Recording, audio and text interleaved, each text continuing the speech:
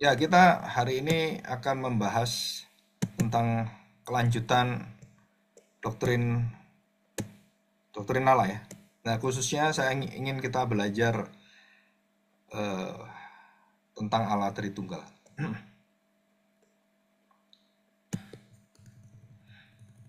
Nah, gambar yang akan saya jelaskan itu adalah gambar ini ya.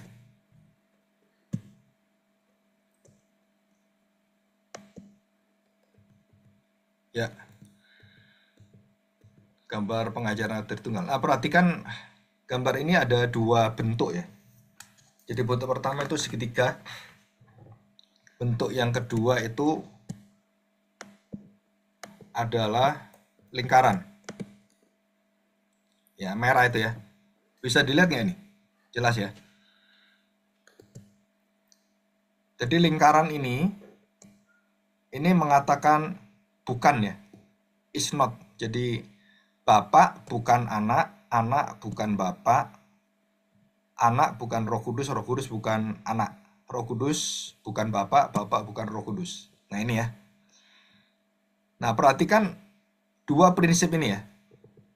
Yang merah lingkaran dan segitiga yang biru ini. Terus kemudian dalam segitiga biru itu ada is itu adalah Bapak adalah Allah, anak adalah Allah, Roh Kudus adalah Allah. Bisa ngerti ya? Jadi Allah Bapak, Allah Anak, Allah Roh Kudus. Ini segitiga ini menunjukkan hubungan sempurna pribadi Allah, ya. Jadi ini adalah kepribadian. Nah, ini penting ya. Kepribadian, Father dan ini kepribadian. Dan kepribadian itu adalah Allah semua. Kenapa? Karena sifat keesaannya. Jadi ini Bapak dan Anak itu adalah Allah. Allah itu Esa. Allah itu satu-satunya Allah dan tiada yang lain. Nah, itu arti keesaan di situ ya. Bapa adalah Allah, Anak adalah Allah, Roh Kudus adalah Allah. Jadi Allahnya berapa? Bukan 1, 2, 3. Bukan. Allahnya adalah satu. Allah yang Esa. Ya, di dalam Allah yang Esa itu ada 3 pribadi keluar di sini. Ya, jadi Allah ini adalah Allah yang Esa. Allah yang Esa memiliki 3 pribadi. Jadi ini kealahan ya. Nah, 3 pribadi ini adalah yang kuning, perbedaan. Kuning ya. Dan ketiga pribadi ini diikat oleh keilahian dan tidak bisa tidak pernah berpisah, selalu bersatu dan tidak pernah tidak bersatu. Ya, tidak pernah berpisah, tidak pernah berpisah, tidak pernah tidak bersatu. Jadi selalu bersatu. Itu mutlak.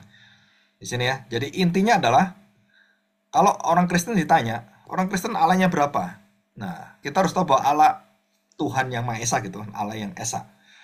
Monoteisme. Kita ini monoteisme. Tidak ada Allah yang lain, dia adalah Allah satu-satunya. Nah, di dalam beberapa iman yang lain, kepercayaan yang lain, Allah mereka adalah Allah yang tunggal. Ya, tunggal. Tunggal itu Esa ya, sama dengan Esa. Arti kata hitung benda atau hitung wujudnya, hitung keberadaannya cuma satu. Ya, satu. Kalau kita adalah keberadaan itu adalah Allah ilahi. Keilahiannya itu ketuhanan kealahannya. Allah itu hanya satu. Jadi bukan 3. Ya, Allah itu satu. Allah monoteisme. Kita percaya Allah monoteisme. Nah, di dalam Allah monoteisme itu, Allah yang satu ilahi itu, keilahian itu, nah memiliki 3 pribadi. Bapa, Anak, dan Roh Kudus. Jadi dalam pikiran kita, yang berbeda dengan pikiran semua yang lain, yang sulit untuk mengerti iman Kristen adalah bahwa Tritunggal itu di dalam kemahakuasaannya, kemahaannya, ya keilahiannya adalah satu tanda petik wujud Allah. Jadi kalau kita lihat keberadaan Allah itu, esensi Allah itu satu, tunggal. Jadi kalau ditanya Allahmu berapa? Allah kita Allah yang esa. Jadi jangan katakan, oh Allah saya 3. Salah kita. Ya, Allah kita bukan 3, Allah kita 1. Ya, bukan 3. Di situ. Nah, kemudian kenapa kamu menyebut Bapa, Anak, dan Roh Kudus? Ya karena di dalam firman Tuhan, di dalam kitab suci kami, Yesus memperkenalkan kita kepada Bapaknya dan kemudian mengutus Roh Kudusnya. Dan itu sama. Jadi sama, setingkat, setara, dan dia, Bapa itu adalah Allah, Roh Kudus juga adalah Allah. Sama dengan Tuhan Yesus. Jadi ada 3 pribadi yang tanda petik satu sifat hakiki keilahiannya. Jadi bukan 3 Allah, tapi satu sifat monoteisme. Keilahiannya itu tunggal. Tetapi pribadinya itu 3. Nah, di sini kita mendapatkan rumus yang begitu jelas. Keilahian, ketuhanan, kemahaan itu hanya ada satu Allah. God, ya. Kalau kita sebut God Theos, Kurios ya. Atau Yahweh, Elohim, Adonai, El Shaddai dan semuanya. Itu sama, ya, itu cuma gelar-gelar. Nah, kita tahu bahwa Allah itu satu kesatuan, ilahi satu dan tidak ada yang lain. Allah yang esa. Nah, di dalam Allah yang esa, orang Kristen memiliki iman di dalam keesaan Allah ada 3 pribadi, bukan satu pribadi. Jadi semua agama monoteisme yang bukan Kristen, monoteisme, keilahian Allah itu juga menunjukkan kepada ketunggalan Allah. Jadi nggak ada pribadi yang lain, ya Allah ya Allah. Nah, kita tidak seperti itu. Kita memiliki 3 pribadi di dalam diri Allah yang esa. Jadi kita harus menyebut itu jelas, Allah itu esa. Jadi bukan Allah itu 3 ya, salah kita. Allah itu esa. Nah, di dalam keesaannya itu, keilahiannya, ketuhanannya, Allah memperkenalkan pada kita bahwa dia juga menyatakan identitasnya. Nah, di dalam Kristus disebut sebagai anak Allah atau anak manusia, dan Allah disebut sebagai Bapa dari Tuhan Yesus, Bapa yang kekal, Bapa ya, di sini. Kemudian Roh Kudus yang diperintahkan Tuhan Yesus untuk melahirbarukan kita, menempati kita, menolong kita, dan itulah Allah Roh Kudus. Jadi ada 3 dan tidak ada yang lain disebut lagi di dalam Alkitab, baik Bapa, Anak, dan Roh Kudus. Jadi bagaimana kita bisa menjelaskan dengan sejelas-jelasnya? Kita memiliki penggambaran atau mengilustrasikan. Ya. Bagaimana kita mengilustrasikan? Ada 2 ilustrasi yang penting, yang pokok. Yang pertama adalah Allah yang esa di dalam seluruh sifat karakter dan juga ketuhanannya, kemahaannya, keilahiannya adalah Allah yang satu monoteisme. Ya, di sini. Jadi Allah yang esa. Itu keilahiannya. Tapi pribadinya tidak esa. Pribadinya itu ada 3. Yang menjadi manusia hanya Tuhan Yesus. Yang menjadi manusia hanya Tuhan Yesus. Roh Kudus tidak menjadi manusia, Bapa tidak menjadi manusia. Nah, ini peranan dari pribadinya. Jadi tangkap ya. Jadi keilahiannya itu Allah yang esa. Itu semua Allah kita dengan Allah semua orang mengatakan esa itu sama miripnya. Tetapi mereka kemudian berbeda dengan kita waktu kita mengatakan bahwa Allah yang esa, yang Tuhan itu satu-satunya Tuhan, memiliki 3 pribadi. Nah, semua agama menolak ini. Semua kepercayaan menolak ini. Ya. Kenapa menolak ini?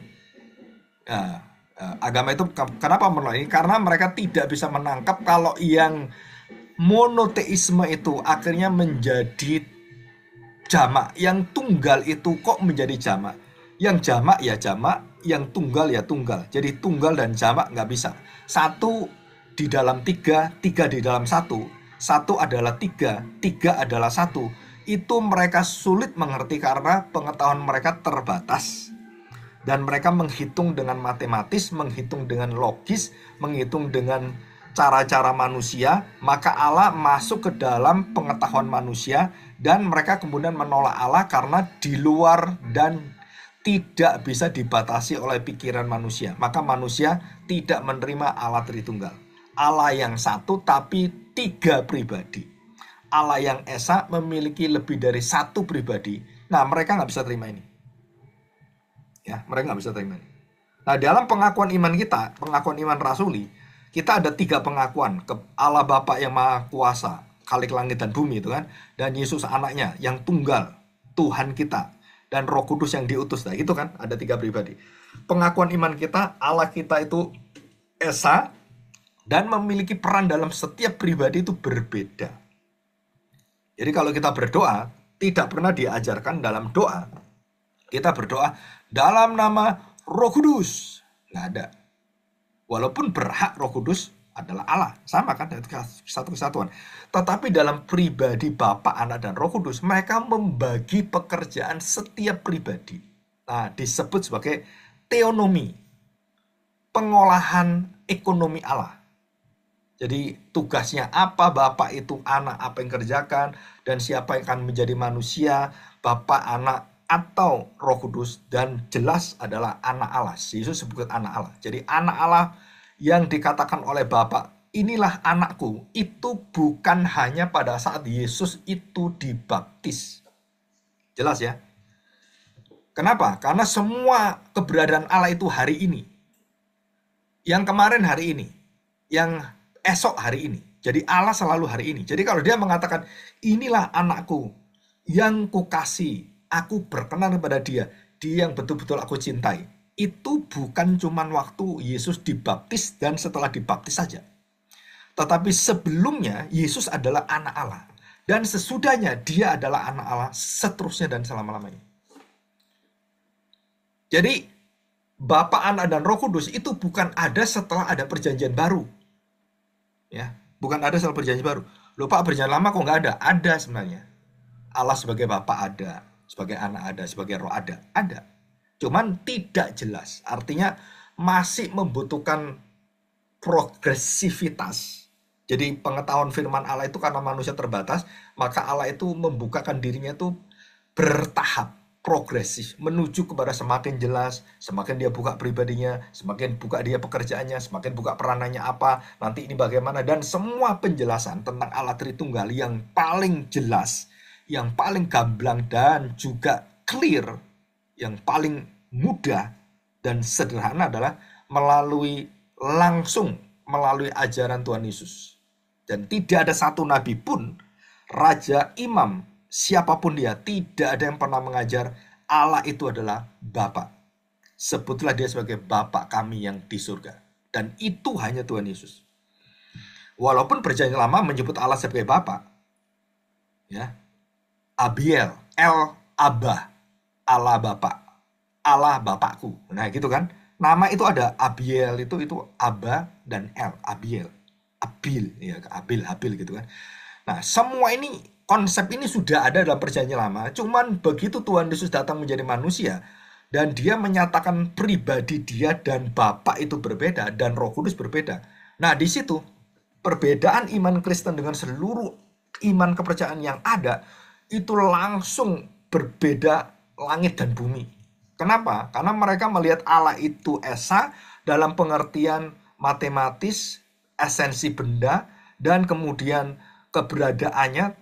Tidak mungkin Allah itu menjadi tiga. Tidak mungkin Allah memiliki pribadi yang bukan satu tapi tiga pribadi. Karena dia adalah Allah yang esa. Dia satu-satunya Allah. Jadi dengan pengertian keesaan ini, mereka menghentikan dan menutup seluruh pengertian Allah itu berpribadi lebih dari satu. Dan disinilah bangsa Israel jatuh dalam dosa. Karena mereka sulit menerima Yesus adalah Mesias, dan dia adalah Allah sendiri, anak Allah, anak manusia, dan dia anak Allah Maha Tinggi. Istilah anak Allah Maha Tinggi itu adalah berasal dari Allah, dan dia adalah Allah. Dan ini orang-orang itu sangat sulit sekali untuk menerima ini. Ya, kenapa sangat sulit? Ya, kenapa sangat sulit? Karena konsep itu tidak ada dalam ilmu apapun. Allah Tritunggal itu. Jadi gambaran Allah Tritunggal tadi yang lingkaran merah dan kemudian segitiga biru itu Nah, segitiga biru itu menunjukkan keilahian. Bapa, Anak, dan Roh Kudus itu satu Allah yang sama. Ya. Ilahinya sama. Maha kuasanya sama, maha taunya sama, maha kasihnya sama, dan maha-maha-mahanya itu sama. Ya, istilah maha itu sebenarnya adalah tidak ada yang seperti Allah. Ya, pernah kita dengarkan ini kan. Dan juga kalau mau jelas bisa lihat channel YouTube saya tentang kemahaan Allah. Yang nanti udah saya kirim, atau kalian bisa dengar nggak? Nah, waktu kita tahu bahwa Allah itu di dalam keilahiannya adalah satu tunggal esa, tidak ada yang lain, dan satu-satunya Allah, maka Tuhan Yesus membukakan tentang pribadi Allah yang bukan satu. Kenapa akhirnya diungkapkan? Karena dia menjadi manusia, dia adalah Logos yang selalu bersama dengan Allah, yang menyatu dengan Allah, yang tidak pernah berpisah dengan Allah. Bersama-sama itu artinya tidak terpisah. Jadi bukan seperti kita Allahnya ada dua gitu ya bersama-sama. Enggak, Allahnya itu satu, pribadinya dua gitu. Nah, ini satu pengertian yang mungkin kalian harus pelajari baik-baik. Kenapa? Karena tidak semua bisa menerima ini. Bahkan orang Kristen pun yang betul-betul mendapatkan anugerah bisa mendengar dan menerima Tritunggal ini, itu anugerah Tuhan. Dan saya percaya setiap orang Kristen yang dengan sangat sederhana, sangat minim pengetahuan, sampai yang profesor melebihi daripada semua orang-orang pintar itu pun diberi kesempatan Tuhan yang sama. Ya, jadi ini yang biru ya. Yang biru kemudian logonya itu hitam, ya, yang biru logonya hitam, ya. Ini belakang saya ini kan. Biru dan kemudian ini merah. Nah, saya mau jelaskan yang merah itu. Ya. Oke, nah kita lihat sekarang. Nah, sekarang yang biru kita sudah tahu. Keilahian itu satu, tidak ada dua dan tiga, dan bukan pribadi. Ya. Yang keilahian itu nggak bisa terpecah, nggak bisa terbagi, nggak bisa ada pribadi-pribadi di dalamnya itu. Allah itu ya Allah. Gitu. Jadi Allah itu, keilahian itu nggak bisa dibagi. Jadi satu kesatuan. Nah, kita percaya Allah monoteisme, Allah yang esa. Ya, jelas ya, itu keilahian. Waktu Tuhan menyatakan diri dalam pribadi yang berbeda, bukan lebih dari satu itu bukan artinya lebih dari satu itu bisa 10 dan lebih dari satu pokoknya. Ya, lebih dari satu. Tapi kita mengatakan bahwa Allah kita pribadi yang bukan hanya lebih dari satu, tapi dia pasti dan mutlak. Ya, mutlak. Artinya tidak bisa ditawar. Itu adalah 3 pribadi. Dan tidak ada 4, tidak ada 2 pribadi, tidak ada 1 pribadi plus bagian-bagian pribadi. Nggak ada. Banyak pendeta mengajarkan bahwa Yesus itu bukan Allah, tapi subbagian Allah. Dia tidak sepenuhnya Allah. Dia hanya menjadi Allah yang diberi oleh kekuatan oleh Allah. Nah, saudara, ini kita nggak terima. Ini ajaran sesat. Ya, Arianus, suruh saksi Yehova, Yahweisme, itu nggak percaya Yesus adalah Yahweh. Ya, itu kita harus hati-hati. Aliran Yahweisme itu juga sama ya, aliran yang menyimpang dari Allah Tritunggal. Nah, kita lihat sekarang. Kalau ketiga segitiga ini menunjukkan keilahian, kesatuan kan, tidak berpisah, tidak terbagi, tidak terbongkar, tidak tercerai, dan tidak bisa, yaitu dipecahkan. Ya, dipecahkan. Itu adalah Allah. Jadi Allah itu menyatu terus, dia taunya maha tahu, dia kuasanya maha kuasa, dan tidak pernah tidak kuasa, itu keilahian. Jadi Allah itu adalah Allah yang terdiri dari seluruh sifat yang ada. Dia itu Allah yang satu-satunya. Nah, sekarang Allah itu bernama, Allah itu berpribadi. Nah, pribadinya berapa? Nah, Tuhan Yesus memperkenalkan bahwa Bapa itu dengan anak itu berbeda. Berbeda apa? Bukan keilahiannya. Ilahinya sama. Bedanya apa? Beda di dalam kepribadian dan tugas pelayanan Bapa, Anak, dan Roh Kudus itu ada tugas dan peranannya masing-masing. Nah, itu disebut kepribadian. Dan kepribadian itu menunjukkan peranan apa yang dilakukan. Jadi yang menjadi manusia, Allah menjadi manusia adalah anak. Disebut sebagai anak manusia, anak Allah. Ya, di situ. Jadi bukan Roh Kudus yang menjadi manusia, bukan Bapa yang menjadi manusia. Jadi Bapa tidak pernah menjadi manusia. Dia adalah Allah. Pribadinya itu Allah. Dan Allah, pribadi Bapa itu pribadi yang pertama itu adalah Bapa dan dia adalah Allah. Dan yang menjadi manusia yang diperintahkan yang di dalam musyawarah Allah itu Bapa dan Roh Kudus itu bermusyawarah, yang menjadi manusia yaitu Yesus Sang Logos. Firman itu menjadi manusia. Firman itu menjadi manusia, menjadi berdarah, berdaging, bertulang.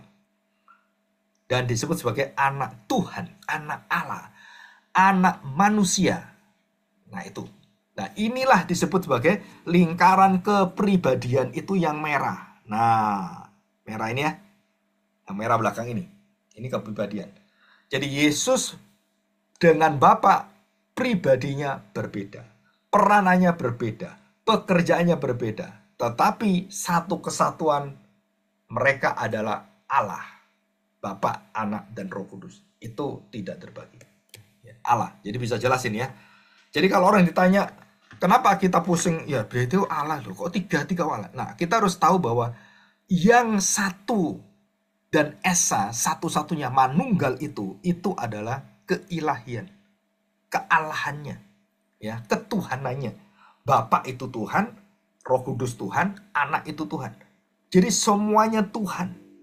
Semuanya Tuhan. Jadi Yesus Tuhan nggak? Ya Tuhan. Yesus Allah nggak? Allah.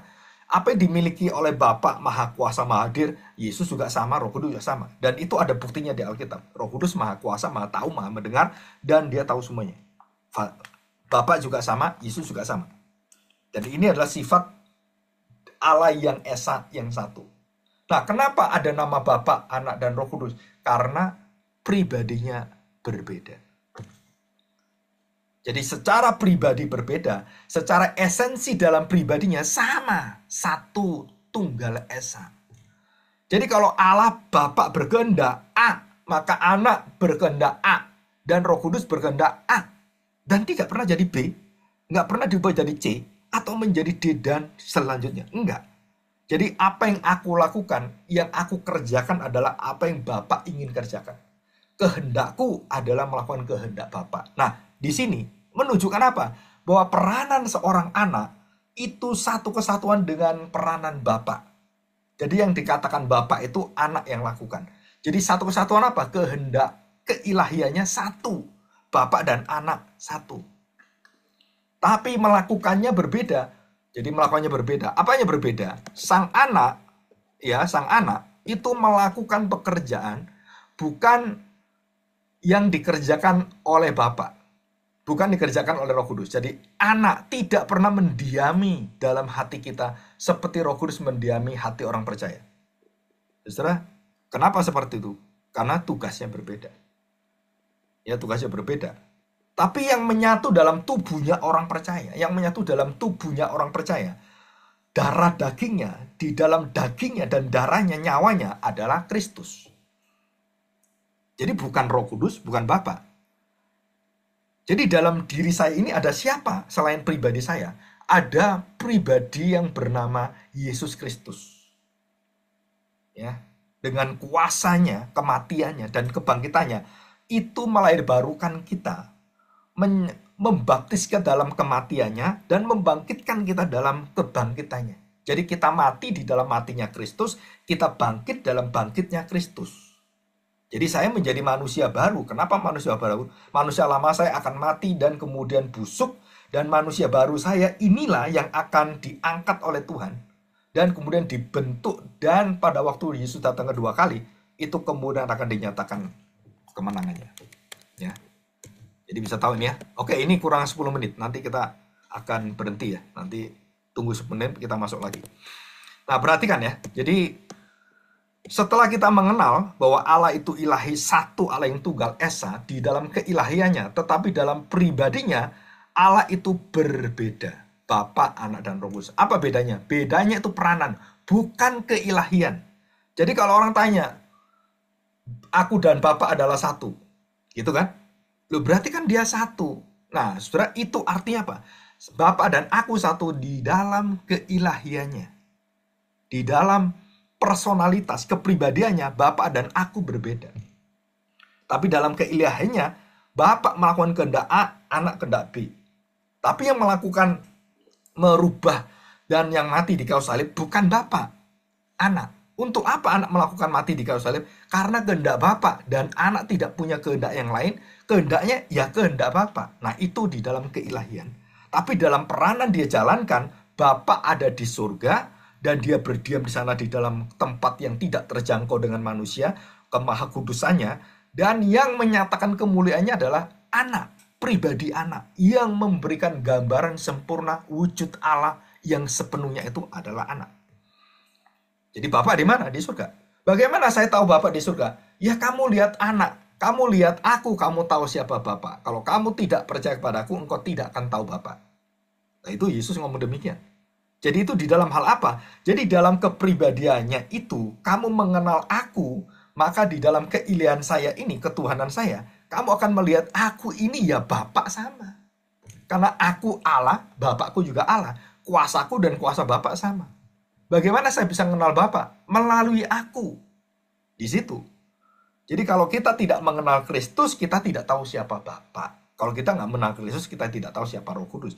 Karena yang menjelaskan, yang menyebut pertama kali Allah adalah Bapa, itu Tuhan Yesus. Ya. Dan pribadi yang pernah mengatakan Roh Kudus, Roh yang aku utus, Roh Kristus itu juga Tuhan Yesus yang mengajar. Jadi nggak ada yang lain yang mengajar.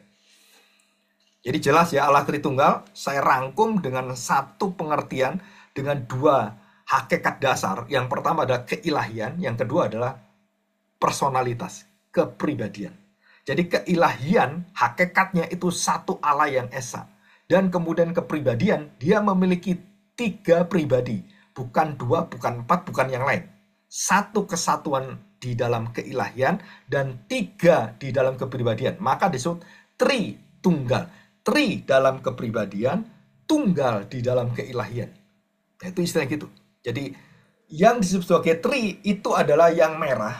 Bapak bukan anak, anak bukan bapak, anak bukan Roh Kudus bukan anak, Roh Kudus bukan bapak, bapak bukan Roh Kudus. Nah, ini yang merah. Tetapi semua adalah Allah yang tidak berbeda esensi, keberadaan, dan semuanya. Kehendak, keinginan, pikiran sama, nggak ada yang bertentangan. Jadi jelas ya. Jadi jangan mencampur adukan peranan Roh Kudus dengan keilahian Roh Kudus. Berarti Roh Kudus bukan Allah dong. Kalau dia diutus selanjutnya, dia berarti yang paling terakhir. Dia paling tidak ilahi gitu. Nggak bisa, Saudara. Kenapa? Karena itu pribadi dan peranannya. Bukan keilahiannya. Keilahiannya sama. Anak Bapa adalah Allah. Sama. Jadi bisa tangkap ini ya. Ya. Oke, kita lihat kalimat dari Tuhan Yesus, Yohanes pasal 10 ya. Yohanes 10. Ayat 30. Nah, perhatikan. Aku dan Bapa adalah satu. Jelas ya, aku dan Bapa adalah satu. Banyak pekerjaan yang baik yang berasal dari Bapakku yang kuperlihatkan kepadamu. Pekerjaan manakah di antaranya menyebabkan kamu mau melempari aku? Aku begitu taat. Semua keinginan Yahweh itu, akulah yang menjalankan. Dan kamu tahu, Yahweh itu yang ada di surga itu, ya sama dengan aku. Karena akulah ya Yahweh itu. Allah yang sama itu ya saya. Yang berperan untuk menyelamatkan kamu menjadi manusia, ya saya ini. Di situ. Jelas ya? Di situ. Oke, yang terakhir saya bacakan ayat 37. Yohanes 10:37. Jikalau aku tidak melakukan pekerjaan-pekerjaan Bapakku, janganlah percaya kepadaku. Tetapi jikalau aku melakukannya dan kamu tidak percaya kepadaku, percayalah akan pekerjaan-pekerjaan itu, supaya kamu boleh mengetahui dan mengerti bahwa Bapa di dalam aku dan aku di dalam Bapa. Jadi bagaimana saya bisa mengenal Allah yang esa itu? Kamu bisa mengenal hanya di dalam satu pribadi yang bernama Allah menjadi manusia. Dan dialah yang bisa membuka Allah yang sejati, yang esa itu adalah Anak, Bapa, dan Roh Kudus. Dan di luar itu bukan Allah. Jadi Allah yang spesial, Allah yang wahyu khusus adalah Allah di dalam Kristus. Kita dikenalkan kepada Bapa dan kita dikenalkan kepada Roh Kudus melalui Anak. Jadi inilah pengetahuan Kristologi menjadi kunci pengetahuan Tritunggal, doktrin Tritunggal. Jadi di mana kuncinya doktrin Tritunggal? adalah dibukakan seluruh rahasia di dalam Kristus. Dia membuka rahasia itu dan sebelumnya belum ada. Dan inilah pentingnya finalitas Kristus di dalam pengetahuan kita. Ya, ini sebentar lagi kita akan selesai. Nanti 10 menit kita akan kembali ya, seperti tadi. Oke, saya pikir saya menjelaskan cukup jelas. Kalau ada pertanyaan nanti bisa ditanyakan kepada saya. Ya, ada pertanyaan nggak?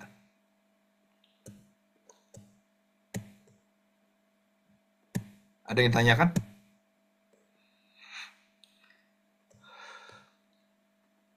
Nanti yang jam selanjutnya kita lanjutkan lagi ya. Di dalam penjelasan yang lebih detail. Ada Pak. Silakan. Pak, perbedaan Tuhan dengan Yahweh itu apa ya Pak? Atau Nah, sama? itu adalah sebutan dan jadi Yahweh itu bahasa Ibrani, YHWH, yang sangat dihormati orang Israel dan tidak boleh disebut, bahkan tidak boleh dituliskan sembarangan. Ya, Yahweh. Kalau Tuhan adalah dalam bahasa kita sehari-hari adalah Tuhan atau Allah. Nah, orang Israel itu adalah menyebut Allah yang esa itu, yang tidak terjangkau itu adalah Yahweh. Dan kemudian karena begitu kudusnya, istilah tetragrammatron itu, karena kekudusan huruf Allah ini, mereka kemudian tidak berani menyebut dan menggantikan dengan Adonai, Allah Maha Kuasa, Elohim. Ya, itu sebutan-sebutan menggantikan Yahweh. Jadi kita kemudian menyebut Allah, Tuhan. Dan kita nggak perlu lagi menyebut Yahweh itu. Kenapa? Karena di dalam Kristus kita mendapatkan kepenuhan dari Allah itu sendiri. Jadi kita nggak perlu lagi untuk menyebut hal-hal yang apa ya, seperti dalam perjanjian lama gitu. Ya, kita sebut Bapa adalah Allah yang kita percaya. Dalam konsep Yahweh itu sama. Jadi ini adalah konsep bahasa sebenarnya. Konsep bahasa. Jadi kita nggak perlu lagi mengatakan, oh semua Allah ganti Yahweh, terus Tuhan Yesus juga ganti Yahweh. Kita nggak perlu. Kenapa? Karena sudah dimengerti dan sudah diterjemahkan dan sudah bisa dipahami. Jadi kita bisa memakai Tuhan, Allah, Yesus. Otomatis kita ngomong Yesus Kristus adalah Tuhan dan itu sudah secara otomatis dalam pikiran kita. Jadi kita nggak perlu lagi kalau ngomong Yesus, oh nggak boleh, harus ditambah Tuhan Yesus. Oh nggak boleh. Kalau perjanjian lama Yahweh Yesus gitu. Nah kita nggak seperti itu. Ya, jadi hati-hati dengan aliran Yahweh yang memaksakan seluruh nama Allah diganti Yahweh. Orang Israel aja nggak berani